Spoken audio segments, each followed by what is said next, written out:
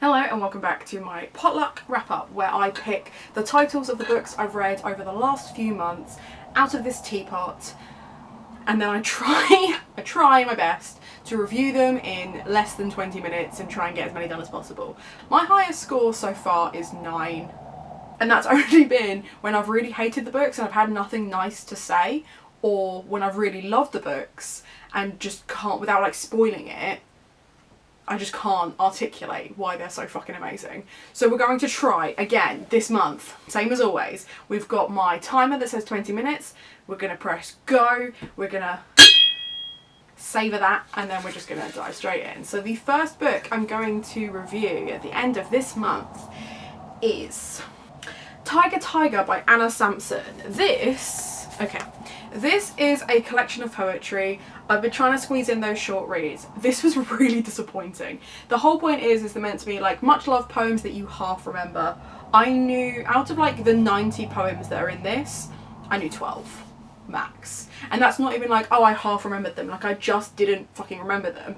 And I just think if you're selling it as a product that they're going to be much loved and half remembered, I should remember at least half. Like, I should at least remember half. That's 45. You're 30 poems short on poems that I actually fucking remember. And this is coming from someone who literally studied English literature, like taught poetry at both schools, still didn't recognise half of it. Didn't even recognise 2/3 of these. More than 2/3. We're not here for maths. I was really disappointed. So whilst yes, Tiger Tiger, and there were a couple of others there that I really did enjoy, or they were like half remembered or whatever, fine. But don't market it as something that it isn't. Don't tell me I will love these poems and then I don't. That's all I have to say on that one. So, disappointing start, but that's fine. That's fine. We'll keep going. So next one is going to be hopefully a bit more cheery. It's not going to be more cheery because it's going to be The Invisible Life of Addie La Rue. Now, if you love this book, I want you to just skip. I just want you to skip straight ahead to whichever book is up next. I want you to ignore everything that I have to say about this book because you're not my target audience here. But if you're someone that's like, oh, I think I'm going to like it, maybe stick around. And if you're someone that's like, is it just me, or is V.E. Schwab a poor man's Laini Taylor? Welcome to my TED Talk. I've decided, off the back of this and another one that's in here that I might just review next, just so I can get it out of the way, that V.E. Schwab is not the author for me. A booktube darling, an icon, a wonderful human being, I'm sure. However, there was so much in this that could have been better. So let's start with context, okay? I buddy read this in August with Olivia from over at Olivia's Catastrophe, my Gothtober co-host queen, my bestie. Like, I love her. I love her. So when she said, I thought, sure, why not? Now, we both decided to read it alongside the audiobook on Scribd, which meant we could do the chunky one as a buddy read, because last time we tried to do a buddy read, it was a really short read, and I didn't keep up, but I was able to keep up with this one. And we had lots of thoughts. A lot of it could be summarised into there's just not enough of any one thing. So the premise is obviously that Addie, for whatever reason, doesn't want to die and decides that she's going to make a deal with the devil and live forever. The only problem being, because she's beholden to no one remembers who she is. Interesting concept, right up until she meets someone who does remember who she is. Now, the first 100 pages don't have Henry in, I don't think, or if they do, it's only like a glimpse of him. She then like falls, this is where we get into spoiler territory, and I have to spoil it because I have to explain why I don't like it. So she meets this guy who can remember her, and you find out later it's because both of them have sold their soul to the devil. Both of them have done like it in a slightly different way, but basically both of their curses counteract each other. And the whole time they think, oh, well, we've got one up on the devil. We've managed to like outsmart him or whatever. No, you haven't. No, you haven't. Like, and it was so obvious from the start that they hadn't. Like, what a coincidence that she just happens to stumble across him over literally billions of people. Like, she meets loads of people, and I appreciate that, like, V.E. Sharp has come under a lot of fire because of the really bad lack of representation in this book. There's loads of LGBTQ, there is one BIPOC character, because that's how humanity works. Just know that I noticed. But she meets a myriad of different people, loads of famous people for absolutely no fucking reason, by the way. She just like stumbles across them. I'm supposed to believe that she stumbles across this one other dude that's had a curse, when the only other people she's been introduced to that have been cursed, she's been introduced to by the devil. He showed her. He takes her to see Beethoven and shows her what ripping a soul from someone looks like, right? And then she just like stumbles across this other person that happens to be cursed by the devil and doesn't think, what a weird coincidence that the only other time I've met someone who is cursed was literally by the devil's hands. Not like this would be one of those instances. Of course not. So they spend the rest of the book thinking they've outsmarted him. And then like there was like a little plot twist at the end where like, ooh, maybe she did outsmart him. No. No, the reason this has such an ambiguous ending is so that you can believe for one split second that maybe she outsmarted the devil. She didn't. She didn't. I'm telling you for nothing she didn't. He's the devil. He's been doing this since the dawn of time. Like, no. Okay, so Addie annoyed me because there were so many instances where I was like, you could have used this power for so many really fucking cool things, right? Like, if you draw something and it doesn't leave a mark, that doesn't mean you can't perfect the skill, right? Like, you can still work on something. If you're working on it and you're touching it, it's only when she like lets go that it fades away.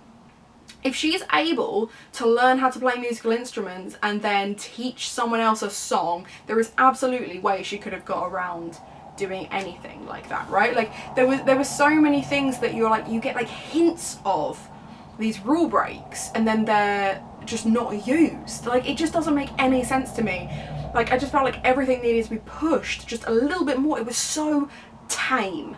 I've used the phrase before, pedestrian. This felt really pedestrian. Even like the devil wasn't that insidious. Like, he obviously has this like weird crush on Addie. I don't know why, Addie specifically, but he clearly has this like crush on Addie. So he like pursues her and he's like romantic, and then he's like split personality all of a sudden, like mean, and like causing, like, it's such a weird gaslighty relationship.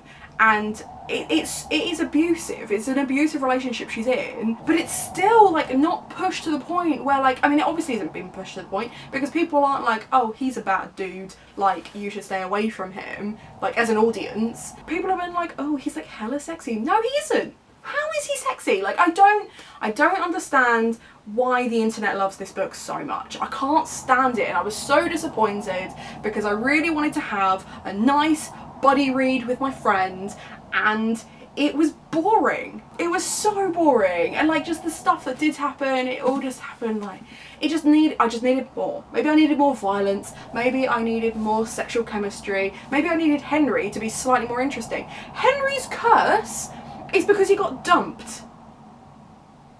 Like, what a middle-class white man problem to have. Like, Addie is literally being forced into a marriage. I can understand that. Part of me is like, okay, but arranged marriages was such a systematic thing. Would she have had a problem with that? A modern audience, for sure. But like, there's so much that's embedded in history. Would it have been an issue for her? If her parents seemed happy enough and were in an arranged marriage, why would she feel any differently?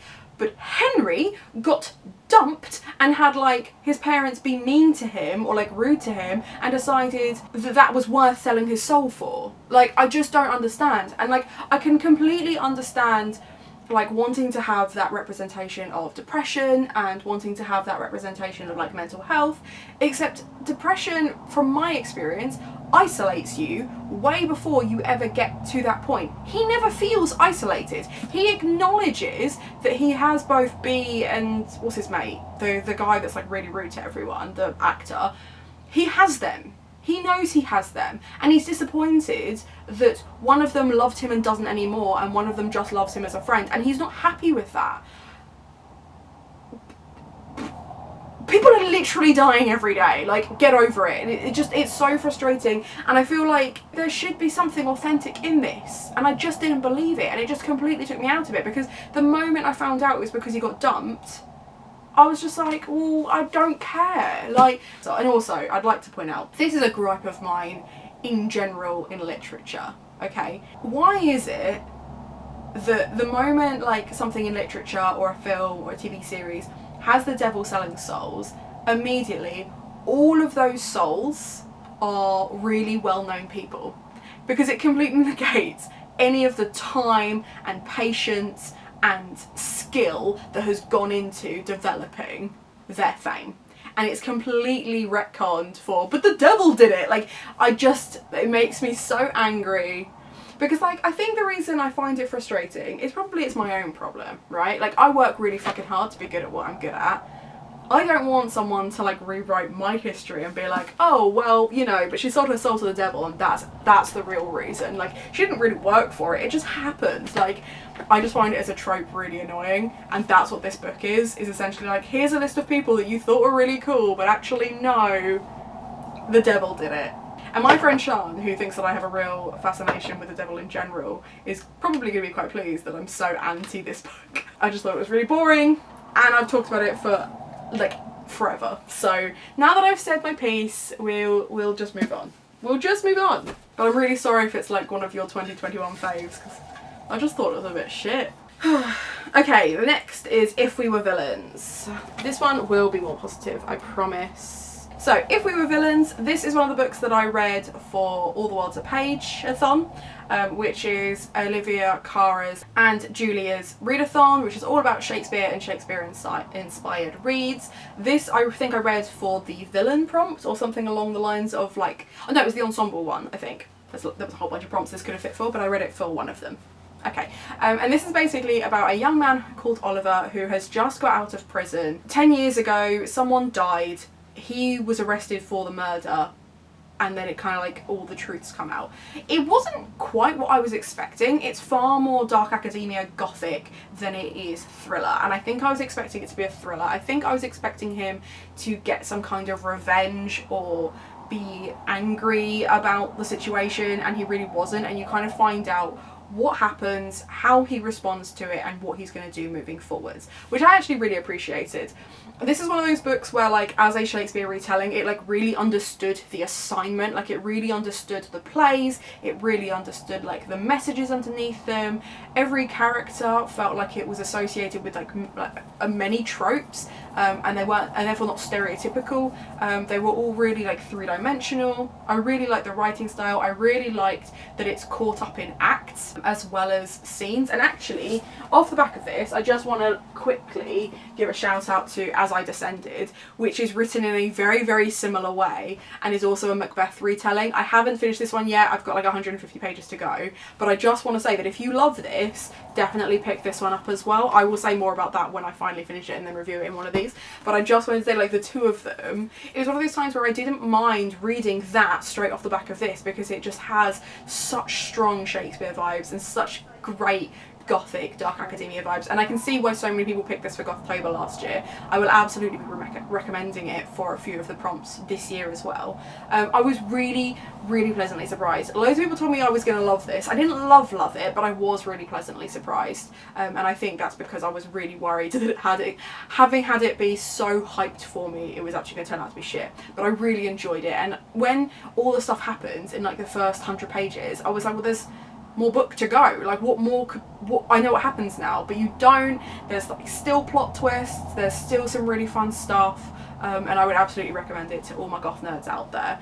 It's a really good read. It is a really good read, and actually the audiobook's not bad either, so far more positive than the last one. Okay, number 4, we have The Thursday Murder Club by Richard Osman. Now, I have reviewed this both on Goodreads and on my website, because the second one is coming out in September, so I'm looking forward to that one. This one was a weird one. I did enjoy it. I really enjoyed the older people characters. If you enjoy, like, if you like a Miss Marple type murder mystery, or if you like cozy mysteries, Agatha Raisin, as opposed to like grittier ones, I would definitely recommend this. It has some really fun banter in it. The characters are all really fun, and I really like that because they're all old people, right? They have all this experience, they have all this knowledge, and they're putting it to use in the form of solving murders. There's a lot to like really like about that in that instance. It's set in this fake Kentish town, which feels really familiar to where I am, except that's my one gripe, is at one point Richard Osman decides to just shit all over Folkestone, which is where I'm from, and is basically just slandered. I mean, is it liable because it's written? I don't know, but like just slates Folkestone for absolutely no reason. Gripe number one. Gripe number two is a spoiler, so if you want to skip to the end, that's fine, but I gave this a 3.5 to 4 stars. Like, I did enjoy it, but the ending kind of lost its way big time for me. But the spoiler version is all the murderers commit suicide, like not in like a weird like suicide pact like they do it one after the other, but by like the last or second to last chapter, all the bad guys that have either committed crimes or murders of their own or whatever have just peacefully committed suicide.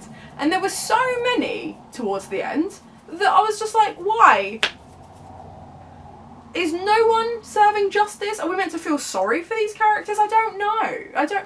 What do you want me to feel? I don't understand. So I'm hoping that the second one will have just a bit more of a clear-cut justice was served type ending, because I really like the dynamic between the characters. You've got Joyce, who's a retired nurse, you've got Elizabeth, who's ex-Secret Service, you've got Ibrahim, who is a psychologist, and you've got Ron, who's basically a West Ham fan. And it's such an interesting like little mix of people, and like it's like I said, it is a fun read, it is a cozy mystery, so if you're not a fan of those, Ali, like I get it, but that ending though, like I just didn't get that.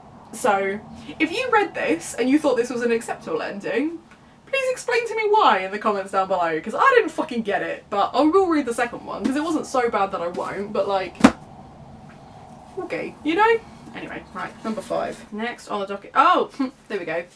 Bridge of Souls by V.E. Schwab. I picked this up exclusively to just finish the series and then get it off my shelves. It's a middle grade about ghosts and other stuff, kind of, sometimes.